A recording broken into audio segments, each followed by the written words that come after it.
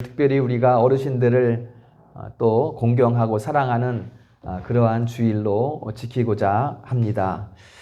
해마다 이 어버이날 함께 있는 주일이 되면 무척 힘이 듭니다. 이 말씀을 준비하는 것이 힘이 들고 또 한 해를 돌아보는 부모에게 향했던 나 자신을 돌아보는 그러한 주간이 되다 보니까 무척 마음이 무겁고 힘이 듭니다.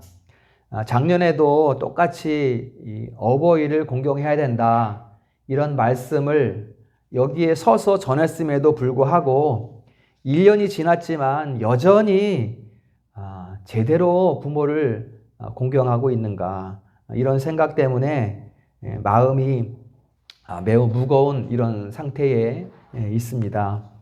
하지만 또 한편으로 스스로 위로하기는 이런 것이 인생의 연약함이 아니겠는가. 그래서 이러한 연약함을 깨닫고 또 그래서 지금 곁에 계신 부모님을 이제는 잘 섬겨야 되겠다 이렇게 결심도 하고 또 부모님이 이미 천국에 올라가 계시다면 그 올라가신 부모님을 우리가 기억하면서 오늘 내 삶이 우리의 가정 또한 내 삶이 건강하게 자라갈 수 있는 그러한 기회를 얻는 유익함이 또 이런 부족함을 깨닫는 가운데에 있지 않겠는가 이런 생각을 또 해보게 됩니다.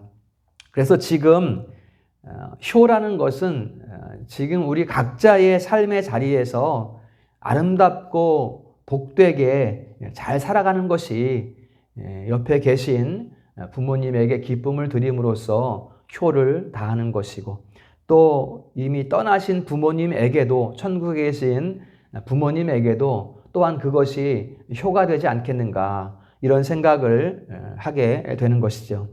자, 오늘 제목을 보면 내 부모를 공경하라 이렇게 말씀을 하고 있습니다. 그런데 부모를 공경하라 하시기 전에 그 앞에 다른 명령을 또 한 가지 우리에게 주고 있는 것을 볼 수가 있어요. 어떤 것입니까? 거룩하라 이런 명령을 하고 있습니다. 우리가 어떻게 거룩할 수가 있겠습니까? 그렇죠? 우리가 온전한 상태에 있다면 이제 타락하지 않은 상태에 있다면 우리가 하나님 안에서 하나님의 도우심을 받아 거룩할 수가 있겠지만 지금 이러한 상태에서 우리가 어떻게 거룩할 수 있겠는가? 아니 하나님은 왜 이렇게 불가능한 명령을 우리에게 하시는가? 이렇게 우리가 생각을 할 수가 있겠지만 이 거룩하라, 너희는 거룩하라 라고 명령하는 그 전후의 말씀의 문맥을 보게 되면 우리가 그 의미를 알 수가 있어요. 왜 이렇게 명령을 하시는가? 그것을 우리가 알게 됩니다. 그게 뭔가 하면 그 어떠한 명령이 주어질 때에는 항상 그 주변에 있는 말씀이 무엇인가 하면 내가 어떠하다. 그러니 너희는 이러이러해라. 이렇게 말씀의 구조가 이루어져 있다는 것입니다. 그러니까 하나님께서 사랑이시기 때문에 사랑하라 이렇게 명령하시고요. 또 거룩하시기 때문에 거룩하라 이렇게 명령하시고요. 또 하나님이 의로우신 분이기 때문에 의로워라, 의롭게 행해라 이렇게 또 우리에게 명령을 하신다는 것이죠. 그래서 오늘 2절에도 보면 너희는 거룩하라 그 다음에 뭐예요? 내가 거룩하다 이렇게 말씀을 하고 있는 것입니다. 그리고 한 장 넘기면 20장 레위기 20장 7절 8절에도 보면 너희는 거룩할지어다 내 규례를 지켜 행하라. 우리가 어떻게 거룩하고 어떻게 하나님의 명령을 우리가 행할 수가 있겠습니까? 그런데 그 말씀 다음 말씀이 중요한 거예요. 나는 너희의 하나님 여호와다. 나는 너희를 거룩하게 하는 여호와다. 이런 말씀이 있다는 거예요. 모든 말씀의 구조가 이래요. 율법이 다 이렇게 되어 있습니다. 나는 여호와니라. 그러면 명령하시는 그분의 어떠하심을 따라 명령하시고 친히 이루시는 것이구나. 이렇게 지금 말씀이 해석이 되는 거예요. 우리에게 명령하신 분이 친히 우리로서는 불가능한 것인데 친히 우리 안에서 이루어 가시는 그 명령이 바로 거룩이라는 명령이라는 것입니다. 이렇게 볼 때 하나님께서 우리에게 어떤 것을 명령하신다는 것은 이게 얼마나 감사한 일인지 모르는 거예요. 명령하신다는 것은 뭐예요? 내가 너를 포기하지 않는다는 뜻이에요. 내가 너를 붙들고 있다는 뜻이에요. 또 명령한다는 것은 뭐예요? 내가 너와 함께함으로 내가 너를 기대한다. 너에게 기대한다는 거예요. 뭔가를. 그러니까 이게 뭔가를 우리에게 명령하신다는 것이 얼마나 감사한가. 이것을 우리가 생각해 볼 필요가 있습니다. 그래서 이제 이러한 말씀을 딱 보면서 눈이 확 열리게 되잖아요. 그때부터는 이제 우리가 담대해지는 거예요. 내가 내 힘으로 하면 내가 곧해서 못하겠지만 하나님께서 친히 나를 통해 이루시니까 담대함이 생기는 거예요. 이걸 우리가 달콤함이라 그래서 달콤함. 내가 할 수 없는 것을 내 안에 친히 이루시는 그 기쁨을 우리가 달콤함이다 이렇게 표현을 했단 말이죠. 이때부터는 우리가 담대하게 구하는 거예요. 명령하시옵소서 하나님. 말씀하시옵소서 하나님. 그리고 친히 이루시옵소서. 이렇게 우리가 기도하면 되니까 담대함이 생기고 용기가 생기는 거죠. 이게 하나님의 자녀들이 누리는 복이라는 것입니다. 성경을 이것을 우리에게 말씀해주고 있습니다. 그런데 그 다음에 있는 거룩함을 명령한 그 다음에 있는 부모를 경외하라라는 명령도 같은 구조로 되어 있다는 거예요. 같은 구조로. 명령한 다음에 그 다음에 같이 있는 것이 뭔가 하면 안식일을 지키라. 부모를 경외하라. 안식일을 지키라. 그 다음에 4절에 보면 신상을 부어 만들지 말라. 우상 숭배하지 말라. 세 개를 말씀하시면서 그 다음에 뭐라 그러냐면 나는 너희의 하나님 여호와니라. 이렇게 말씀을 하고 있어요. 부모를 경외하는 것 또한 우리 안에서 친히 이루시는 하나님. 이렇게 지금 우리에게 말씀을 보여주고 있는 것입니다. 그런데 특별히 오늘 이 말씀이 더욱더 특별한 이유는 무엇인가 하면 부모를 경외하는 것에 대해서 굉장히 엄중함을 우리에게 보여주고 있다는 거예요. 그냥 부모 공경하고 잘 살아 이 정도가 아니라 굉장히 엄하게 이 명령을 하고 있다는 것입니다. 어째서 그러한가? 어째서 이것이 우리에게 무엇을 보고 이것이 엄하다는 것을 말씀하는 것인가? 보세요, 여러분. 아까 말씀드린 것처럼 부모를 경외하라, 안식일을 지키라, 우상 숭배하지 말라.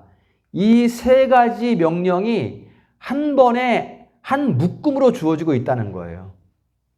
따로따로 있다면 부모는 공경하면 되는구나 이렇게 생각할 수 있겠지만 안식일 계명과 우상 숭배 계명과 동시에 주어지고 있다는 것은 굉장히 엄히하다는 거예요. 어떻게 알 수 있는가 하면 안식일 명령이 어디에서 주어졌는가 이것을 통해 알 수가 있어요.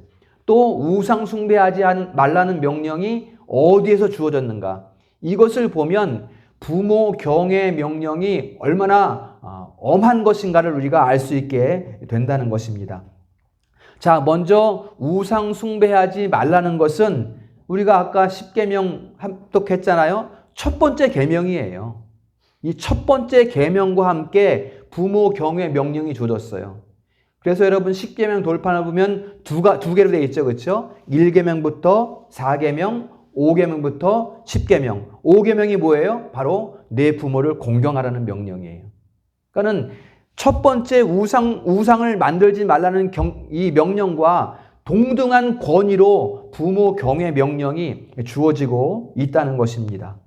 그리고 우상 숭배하는 것은 하나님이 가장 싫어하는 거예요. 뭐예요? 결국은 부모를 경홀히 대하는 것은 하나님이 아주 싫어한다는 것을 말씀하고 있는 거예요, 우리에게. 자, 그 다음에 안식일 명령은 4계명에 있지만 여러분 이 안식일 명령은 시내산 율법, 이 우상숭배 계명과 함께 4계명으로 주어졌지만 이미 안식일 계명은 그 이전에 주어졌다는 것입니다. 언제 주어졌는가? 창조의 계명으로 주어졌어요. 창조의 계명. 이 안식일 계명이 창세기 2장 2절 이하에 보면 하나님이 7째 날에 모든 일을 마치시고 안식하셨음이라. 그날을 거룩하게 하고 안식하셨음이라. 이렇게 말씀하고 있어요. 이게 안식일 계명의 시작이에요. 창조의 명령이에요. 창조의 명령.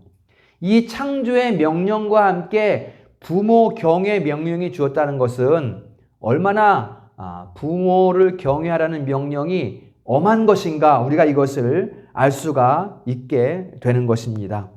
여러분, 이 안식일 계명이라는 우리가 안식한다는 것은 하나님이 안식하신 것이기 때문에 하나님이 우리와 함께 쉬는 것이에요. 우리는 반대로 얘기하면 하나님 품 안에 머무는 것이 되는 거예요. 이게 안식이란 말이에요. 그 어미한 명령과 함께 부모 경외 명령이 주어졌다라는 것을 우리가 기억을 하고 그 다음에 시내산 율법 이전에 또 하나의 창조 계명이 주어지는데 그것이 뭔가 하면 창세기 2장 24절에 나타나는 구절입니다. 다 같이 읽어보겠습니다. 시작. 남자가 부모를 떠나 그의 아내와 합하여 한 몸을 이룰지니라. 아멘. 여러분, 이 구절에서 우리가 부모를 경외하라 이런 내용은 찾아볼 수 없지만 이 말씀은 가정 명령이면서 가정을 이루라는 명령인과 함께 부모 공경에 대한 규례로 주어지고 있습니다. 어디 여기에 부모를 공경하라는 말이 있습니까? 직접 언급하지는 않지만 그 자녀들이 부모를 떠난다는 거예요. 부모를 떠난다는 것은 뭐예요? 지금 어디에 있다는 거예요? 부모 밑에서 양육받고 있다는 거예요. 그렇죠? 근데 부모 밑에서 양육받고 있다가 이제 가정을 떠나서 이제 새로운 가정을 이루는 것이거든요. 그러니까 지금 현재 그 가정의 구심점은 누구에게 있어요? 부모에게 있어요. 부모에게. 하나님께서 자녀들에게 주신 부모에게 그 가정의 구심점이 있다는 거예요. 부모를 중심으로 그 가정이 이루어지고 있다는 거예요. 따라서 이제 그 가정에서 아들이 떠나고 딸이 떠난다는 것은 부모를 영 떠나서 저 멀리 가서 살아라 이런 말씀이 아니라 지금까지는 부모의 양육을 받았다면 이제부터는 부모를 양육하는, 즉 부모를 섬기는 그 자리에 서라는 명령이 바로 가정명령이라는 것입니다. 그렇기 때문에 뭐예요?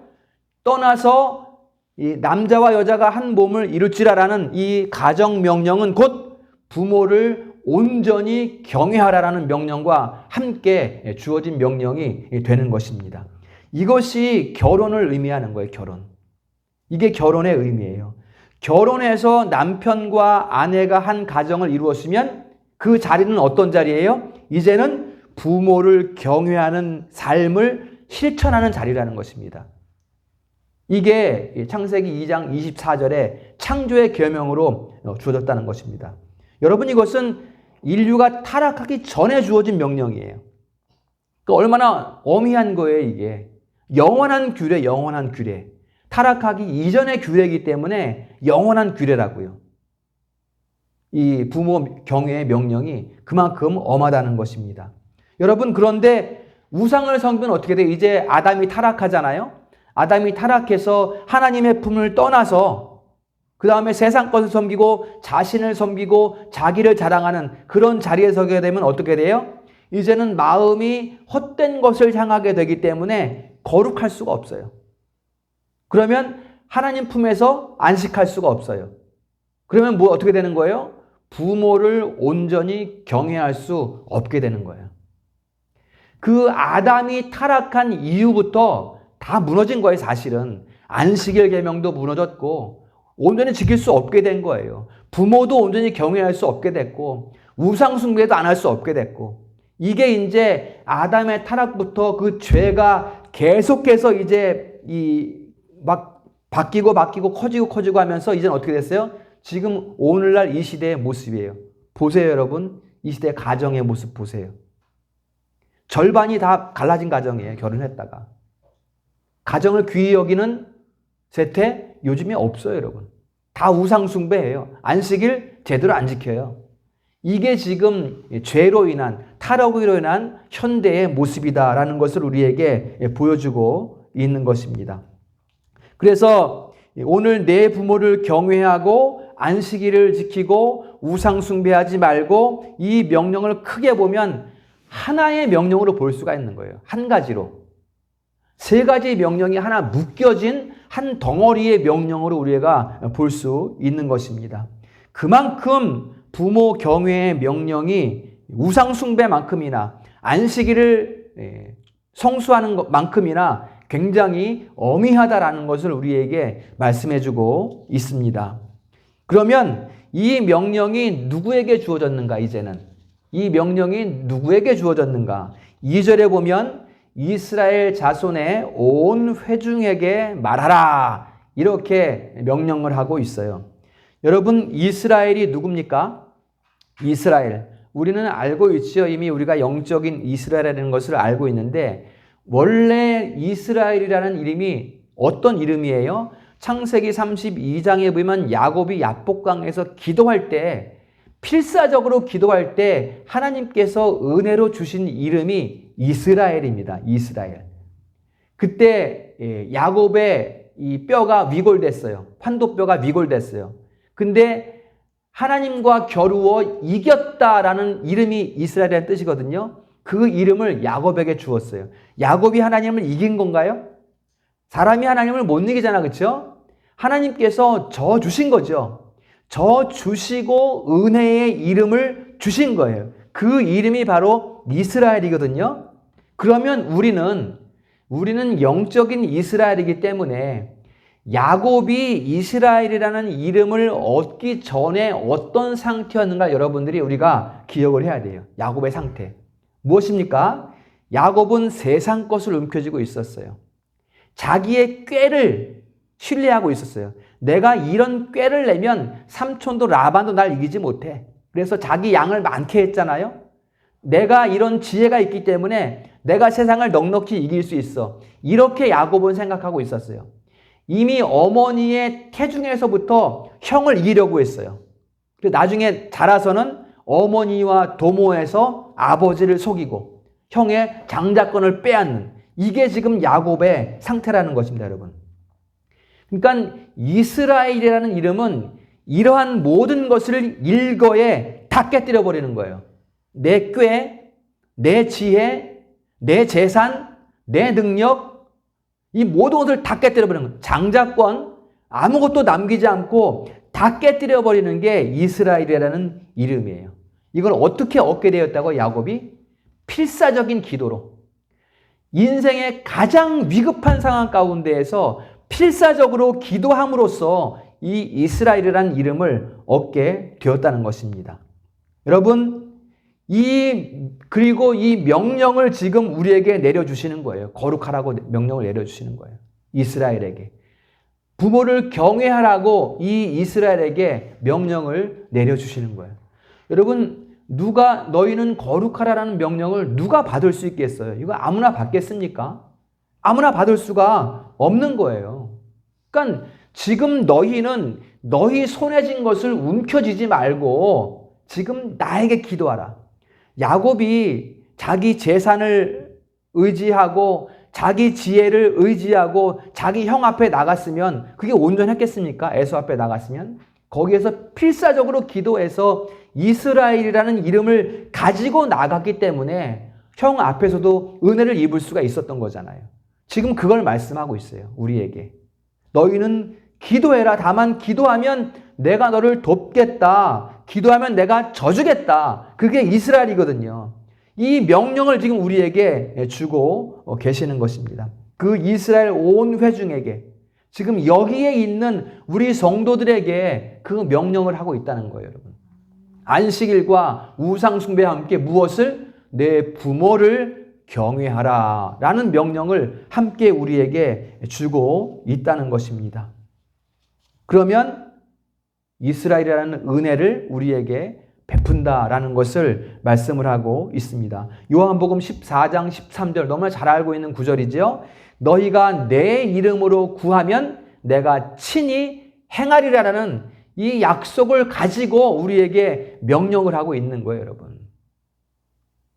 이것을 우리가 꼭 기억을 해야 됩니다. 그래서 부모를 경외하라는 명령도 이 약속 안에서 내가 행하겠다는 약속 안에서 우리에게 주어지는 명령이다. 아예 부모 공경하는 거 요즘 시대에 누가 부모를 공경합니까? 에이, 세상에 그런 사람 없어요. 대충 뭐 드실 거 챙겨드리고 하면 되는 거지 무슨 얼마나 더 공경하라고 하는 겁니까? 이렇게 생각한다면 잘못 생각하는 거라는 거예요. 부모를 분명하게 성경의 말씀과 명령대로 공경하면 세상은 조롱할지 모르나 그 사람은 하나님이 지켜주시는 거예요. 믿으시기를 축원합니다. 그 다음에 에베소서 6장 1절과 2절 보면 함께 읽습니다. 시작. 주 안에서 너희 부모에게 순종하라. 이것이 옳으니라. 공경하라. 이것은 약속이 있는 첫 계명이니. 약속이 있어요. 약속이 여러분. 명령하실 때는 약속이 있다는 거예요. 우리가 처음에 살펴봤지 않습니까? 무언가를 명령하신다는 것은 약속이 있는 거예요. 이 부모 공경 이 명령에도 약속이 있다는 것입니다. 보세요, 여러분. 주 안에서 그랬어요. 주 안에서 공경하라 그랬습니다, 여러분. 부모와 자식의 관계는 주 안에서, 교회를 떠나서 그냥 세상 가운데에서 내가 자녀로 부모를 섬기는 게 아니라 주 안에서, 그러니까 부모와 자식의 관계는 자식이 주 안에서 부모를 공경하는 것을 말하는 거예요. 그게 약속이 있는 첫 계명이고, 그 다음에 중요한 것이 뭔가 하면 이것이 옳으니라. 이것은 굉장히 강조하면서 엄하게 말하는 거거든요. 이것이 옳다. 옳은 것이니까 반드시 행해라. 이것을 지금 우리에게 말씀하고 있습니다. 이것이 그냥 부모에게 순종해라. 이렇게 부드럽게 말해도 될 텐데 이것이 옳으니라 라고 명령하셨단 말이에요. 강하게.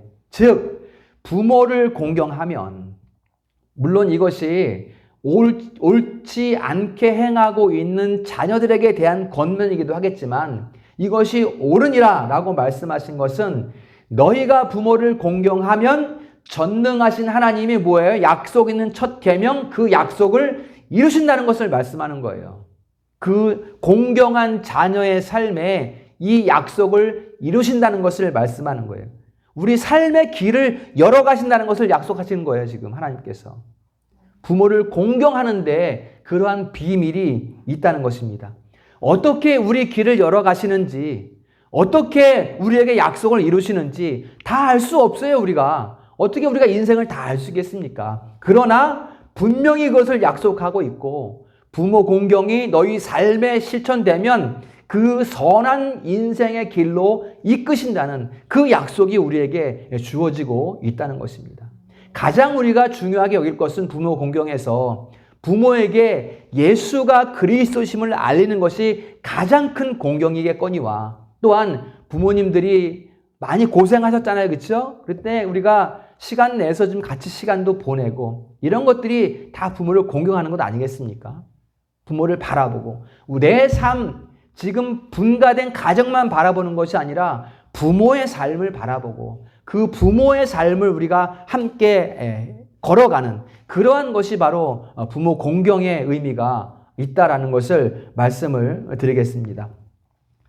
구체적으로 어떻게 해야 공경하는 것인가? 그 방법들이 성경에 나타나 있습니다. 단어의 의미를 보면 돼요. 단어의 의미. 공경하라라는 것은 지금 에베소서 6장 말씀에 공경하라라는 것은 가치를 말해요. 가치.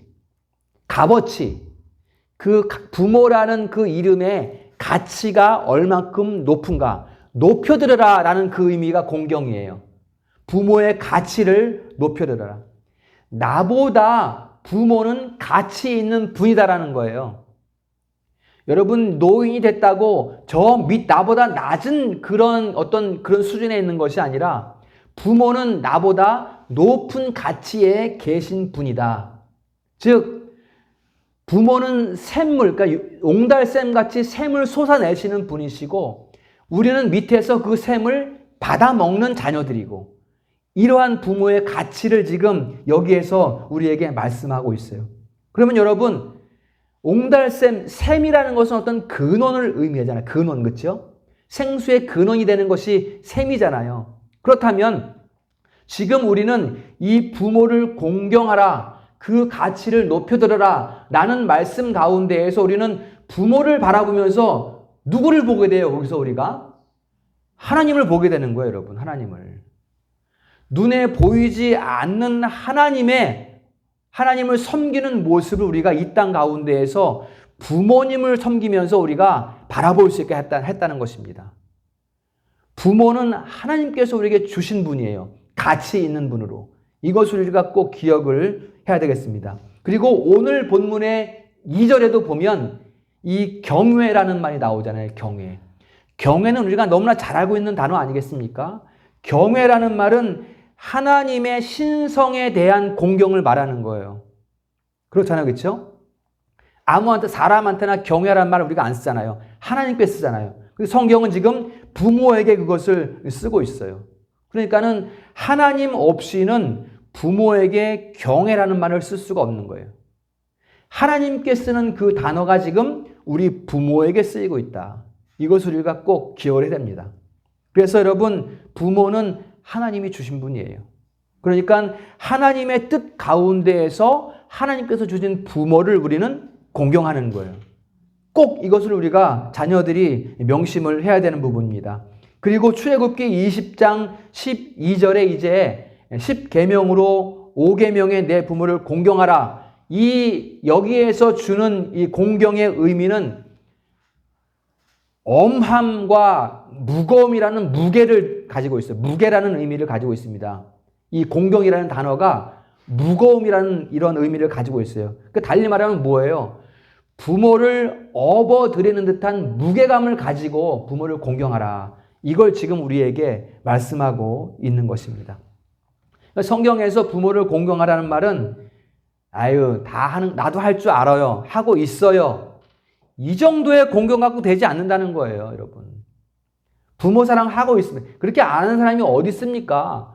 다 하고 있어요. 뭐 신발 사드리고 옷 사드리고 다 하고 있습니다. 이 정도의 공경은 공경이 아니라는 거예요. 성경에서 말씀하는 것은 그런 공경이 아니라 무게감을 등에 짊어진 것 같은 그러한 엄중한 마음으로 부모를 섬겨라. 이것을 성경이 부모를 공경하라는 명령으로 우리에게 주고 있다는 것입니다. 그러니까 이러한 것을 보면 세상에서는 참 미련한 말들을 하고 있네. 지금 나 살기도 바쁜데 가정 꾸려나가기도 힘든데 무슨 부모 무게를 지고 어떻게 섬기라는 거예요. 이렇게 말하고 비웃고 조롱하겠지만 우리는 아까 말씀드린 것처럼 반드시 기억할 것이 무엇인가 하면 그런 사람은 하나님이 살피신다는 거예요. 왜 그럽니까? 하나님이 명령하신 거기 때문에 하나님이 그 자녀들을 살피시고 그 가정을 이끄시고 인도하시고 보호해 주신다는 것을 우리에게 말씀해 주고 있는 것입니다. 부모를 경외하고 안식일을 온전히 지키고 우상을 숭배하지 않는 사람은 하나님께서 돌보시고 입히시고 먹이신다. 이것이 뭐다? 약속이 있는 첫 계명이다. 이렇게 우리에게 말씀해 주고 있다는 것입니다. 그래서 이제부터는 부모님이 나를 업어서 키워준 것처럼 이제는 부모님을 내가 업고 가야 되는 거예요, 여러분. 업고 가야 되는 거예요.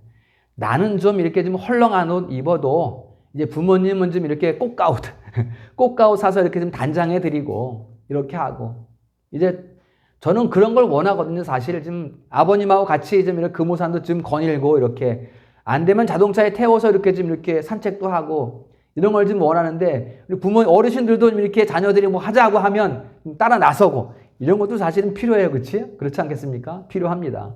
그래서 자녀들의 마음이 이렇다는 거예요. 왜냐하면 여기 있는 자녀들은 다 하나님의 백성들이기 때문에 잘못하는 것에 대해서 항상 마음이 아파요. 그래서 어느 때에는 이런 실수에 대해서 뭔가 좀 이렇게 만회하고 싶은 마음이 자식에게 있단 말이죠. 그래서 좀 이렇게 맛있는 것도 좀 해드리고 싶고 이런 마음이 자식들에게는 분명히 있거든요. 이런 것들이 좀 자식들의 마음과 부모님들의 마음이 잘 맞춰져서 섬김을 받을 수 있으면 좋지 않겠습니까? 자식들은 열심히 좋은 옷, 또 맛있는 음식도 많이 이렇게 좀 공경하고 섬기고 그런 것들이 또 필요하다고 하겠습니다. 그러한 삶이 될 때 이제 그 자녀의 삶이 빛이 나는 거예요.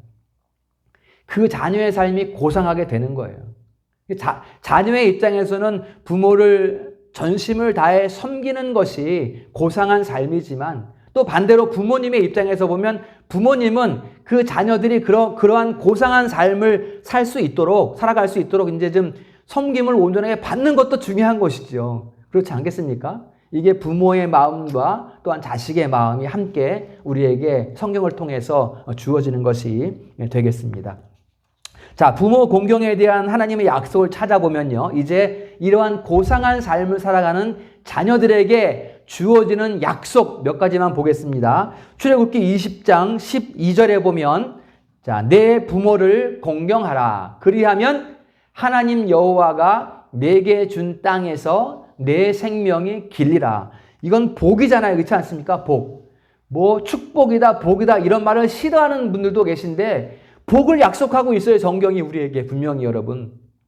내게 준 땅에서 내 생명이 길다라는 것은 내가 뭐 100살, 200살 산다는 이런 말이 아니라 그 가문의 복을 말해요. 가문의 복. 그 후손의 복. 후손의 복. 우리 역사가 증명하지만 그 전대에서 하나님을 온전히 섬긴 가정은 그 후대가 크게 주 안에서 번창하는 것을 볼 수가 있어요. 여러분. 그런데 여러분, 그 당대가 맨날 뭐 방탕하고 그러면 그 후손이 딱 끊어지는 것을 볼 수가 있어요. 3, 4대 만에 딱 끊어져요. 하나님 말씀은 번개치 않아요. 거짓이 없어요. 하나님 여호와를 미워하는 자에게는 3, 4대까지 갚거니와 이렇게 말씀했거든요. 그 원수를 갚는다고. 3, 4대 만에 그 가문은 끊어져요. 반드시 끊어집니다. 그러나 하나님 여호와를 사랑하는 그 가문은 1000대까지 은혜를 베푸느니라. 이렇게 우리에게 약속해주고 있단 말이에요. 지금 이것이 그 약속을 우리에게 복의 약속을 하고 있는 것이고요. 그 다음에 신명기 5장 16절에 보면 다 같이 읽습니다. 시작. 내 부모를 공경하라. 그리하면 내 하나님 여호와가 내게 준 땅에서 내 생명이 길고 복을 누리리라. 아멘. 내게 준 땅에서 복을 누리리라. 이렇게 말씀하고 있어요. 이 지금 앞에 본 이 출애굽기 20장 말씀과 신명기 5장 16절 말씀을 두 구절을 보면 하나님이 아브라함에게 약속했던 세 가지 복이 다 들어있어요. 여기 지금. 뭡니까? 후손의 복과 땅의 복과 복의 근원이 되는 복과 이 세 가지 복이 다 들어있어요. 어떻게 할 때? 부모를 경외할 때. 여러분. 이게 얼마나 여러분 큰 복이고 엄중하신 말씀인가 우리가 잘 기억을 해야 됩니다. 그래서 에베소서 6장 3절에 보면 이로써 내가 잘되고 땅에서 장수하리라. 이렇게 우리에게 말씀해주고 있는 것입니다. 이것이 부모를 공경하는 것에 대한 복이고 우리가 뭐 그렇다고 나는 복 받을 거야 라고 생각하고 부모 공경하는 건 아니잖아요. 그렇지 않습니까?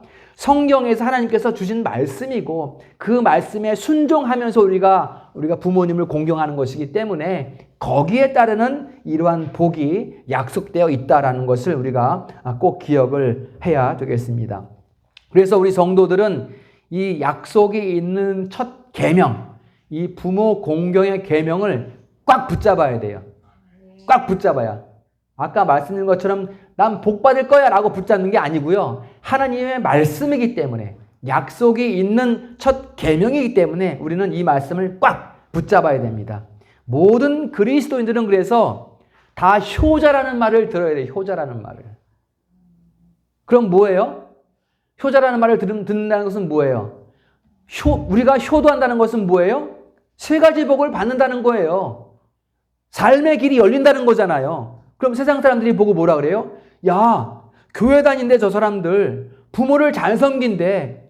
하나님 말씀대로 부모를 섬기니까 저렇게 복 받는데 이게 뭐예요? 우리가 우리 삶으로 부모를 공경함으로써 복음을 전하는 거예요. 이게 곧. 이게 전도란 말이에요. 전도. 삶의 전도. 이게 우리 성도들의 삶이 되어야 합니다. 교회 다니는 사람은 다 효자라는 말을 들어야 돼요. 사실상 그게 복음을 전하는 것이다. 이러한 은혜를 우리 성도들이 누릴 수 있기를 축복합니다. 말씀을 정리하겠습니다. 우리 중에는 저도 그렇지만은 어머니가 일찍 돌아가셨지만은 부모님이 떠나신 분도 계시고 또 부모님이 지금 옆에 계신 분도 성도들도 있고 그렇습니다. 하지만 지금 계시더라도 부모님이 아마도 자녀들보다는 천국에 먼저 입성을 하게 되실 거예요. 그렇기 때문에 말씀드리는 것은 지금 부모님이 계실 때 잘해야 된다는 것입니다.